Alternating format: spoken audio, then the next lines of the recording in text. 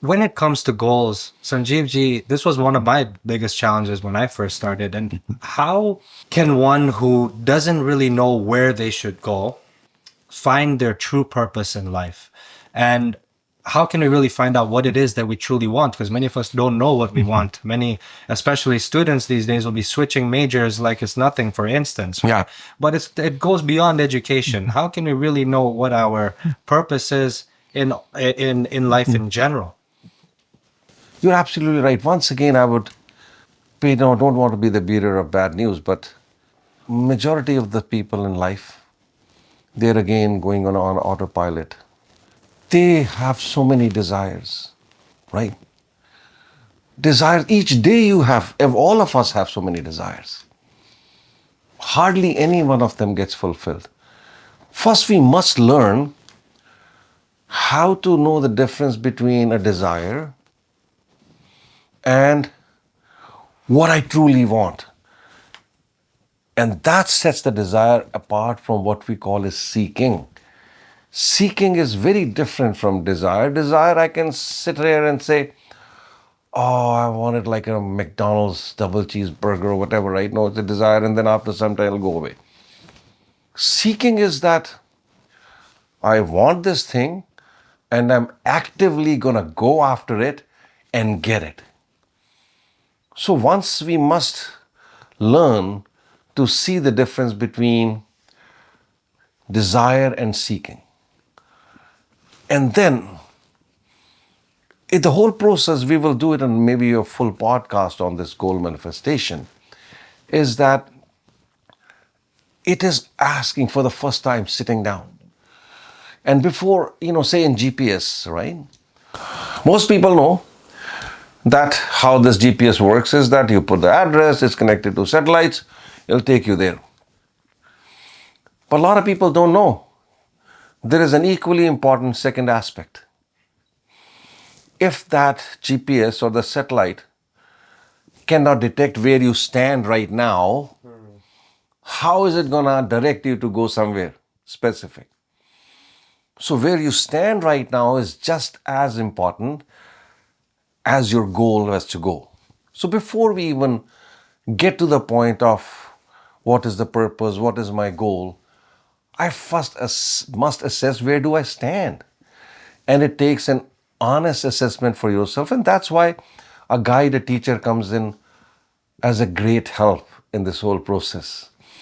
It helps you uncover, different aspects of your life. Like, what is my health?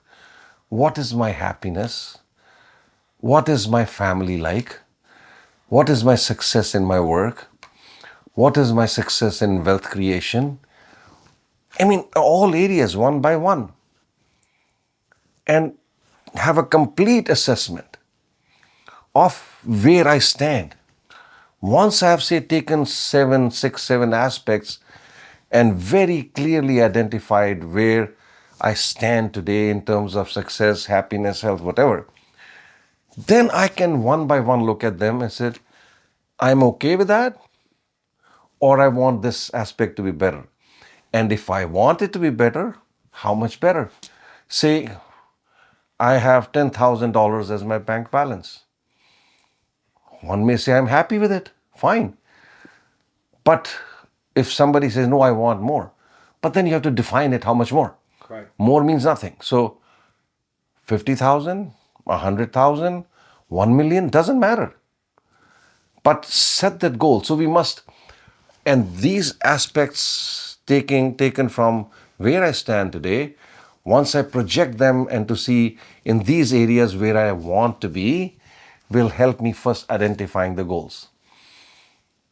And then there are other very, very key important aspects in the power of your goals that we'll discuss in another podcast. But this is how you set. So again, when you're sitting on the spiritual journey of finding what you want, what your objective is, we always say that go in for 3 kind of, milestones. First is, what is my immediate goal? What do I want in this 1 year? Then what is my midterm goal? Like, what do I want to be in all these aspects that I've identified in 5 years? And long-term goal is, where do I want to be in these aspects, say in 15 years?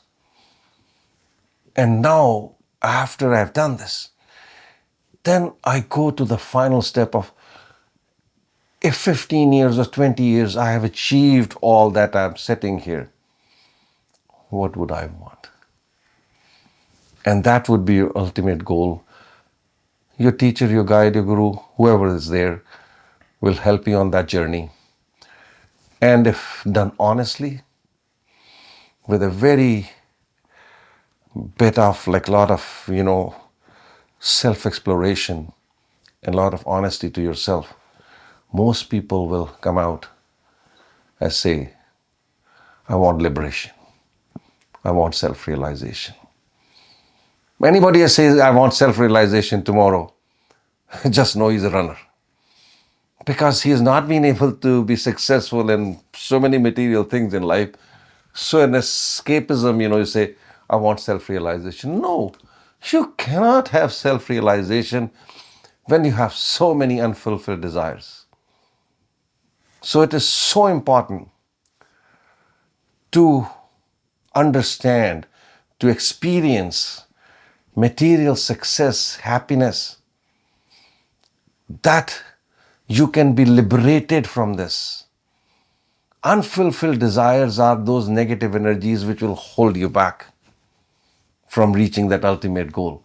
That's why we say you must experience both aspects of your life, a material success and a spiritual success, so that when the time comes, you will be able to take a big leap.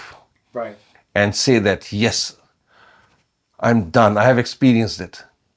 All that the universe has to offer in terms of material. And I still find that my happiness is not 100%. So there has to be more of it. And that's when you take that step and move forward and say, I want that self-realization, where even the concept of happiness and sadness disappears, which is a state of bliss, which doesn't have any opposite. Right. It's constant. Yeah. And in Brahmanda Yoga, we say, Aham Brahmasmi, means I am the universe, I am the universe, I am the Brahm, the ultimate, the infinite. We call it in Sanskrit, Nirguna Nirakar, no form, no qualities. To watch the full podcast of this path that you've seen, click here. And to watch our previous podcasts, click here. And finally, I bow down to all of you and the divinity within you. Thank you and bless you.